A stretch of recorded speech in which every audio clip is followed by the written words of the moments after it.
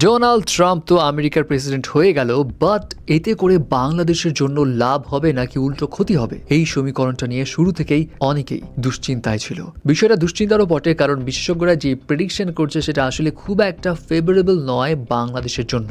যাই হোক, ট্রাম্পের এই বিজয় তাহলে বাংলাদেশের উপর কেমন প্রভাব ফেলবে চলুন জেনে আসি। শুরুতেই বলি, ট্রাম্পকে নিয়ে মেজরিটি অফ বাংলাদেশিদের ইমপ্রেশন খুব একটা ভালো যে এমনটা বলা যাবে না। তাছাড়া সে তার নির্বাচনী ক্যাম্পেইনের সময় একটা বিতর্কমূলক টুইট করেছিল বাংলাদেশের সংখ্যালঘুদের নিয়ে, যেই মন্তব্য নিয়ে অনেক বাংলাদেশিদেরই আপত্তি ছিল। আর কিছু মিডিয়া রিপোর্টস থেকে এমন গুঞ্জনও সামনে এসেছিল যে ট্রাম্পের তো বাংলাদেশের সংখ্যালঘুদের নিয়ে কোনো কিছু আইডিয়াই নাই। সো এমন কমেন্টস করেছে সির্ফ আমেরিকাতে যেসব ইন্ডিয়ানসরা আছে তাদের ভোট পাবার জন্য, কারণ সে ভালো মতোই জানে ভারতীয় বংশোদ্ভূত কামালা হ্যারিসের প্রতি অনেক ইন্ডিয়ান হিন্দু ধর্মের অনুসারীদের সাপোর্ট রয়েছে।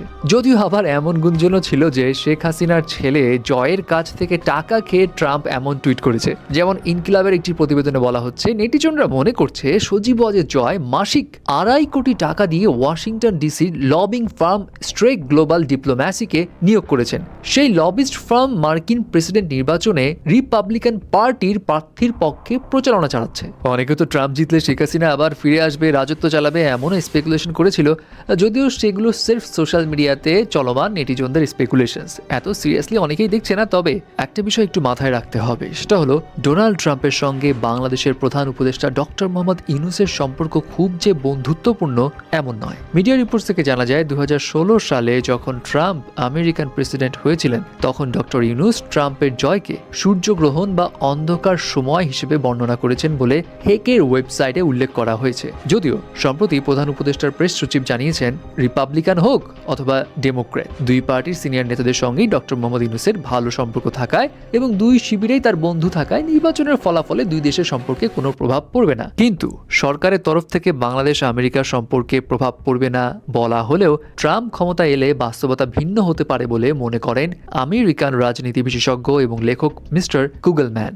এবং তিনি আরও কিছু প্রেডিকশন করেছেন যেগুলো চিন্তার ভাঁজ কপালে তো এনে দেয় বটে। মিডিয়া রিপোর্টস থেকে জানা যায়, কুগলম্যানের মতে বাংলাদেশের সঙ্গে ইউএস এর বর্তমানে যে সম্পর্কের কাঠামো রয়েছে সেটা ডোনাল্ড ট্রাম্প হয়তো সাপোর্ট করবে না। তার কথা, যেখানে বর্তমানে বাংলাদেশের স্থিতিশীলতা নিশ্চিত করতে যুক্তরাষ্ট্র বাংলাদেশকে উন্নয়ন, সংস্কার এবং অন্যান্য সহায়তা বা সমর্থন করছে, ট্রাম্প ও তার প্রশাসন বাংলাদেশে যুক্তরাষ্ট্রের সহায়তা প্রদানের উপর জোর দেওয়ার মতো সম্পর্ক রাখতে আগ্রহী হবে না। সেক্ষেত্রে বাংলাদেশের জন্য একটা অনিশ্চয়তার জায়গা হবে রোহিঙ্গা ইস্যু, কারণ জাতিসংঘের মাধ্যমে বাংলাদেশে রোহিঙ্গাদের জন্য যে সহায়তা আসে তার একটা বড় অংশই আসে যুক্তরাষ্ট্র থেকে। এখন আসি ডোনাল্ড ট্রাম্পের এই জয় বাংলাদেশের উপর ভারতের প্রভাব বাড়িয়ে দিবে কিনা সেই প্রসঙ্গে। এটা মোটামুটি সবাই জানে, ডোনাল্ড ট্রাম্প ব্যক্তি সম্পর্কে খুব বেশি নার্চার করে এবং নরেন্দ্র মোদীর সঙ্গে তার ব্যক্তি সম্পর্ক খুব ভালো। এবছর সেপ্টেম্বর মাসেও মোদীকে সে একজন চমৎকার মানুষ হিসেবে খুব প্রশংসাও করেছে। তো সেই দিক দিয়ে চিন্তা করলে অনেক রাজনীতি বিশেষজ্ঞদের মতে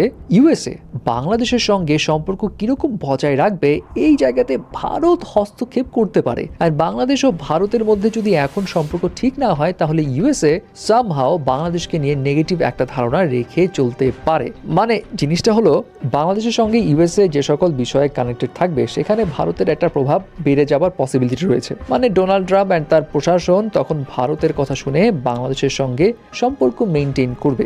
যাই হোক, সবে তো প্রেসিডেন্ট হলো আর হিসেব নিকেশ তো চলতেই থাকবে। সো দেখা যাক সামনের দিনগুলোতে আসলে কি হচ্ছে। অ্যান্ড আপনাদের কি অপিনিয়ন সেটাও কিন্তু জানাতে ভুলবেন না।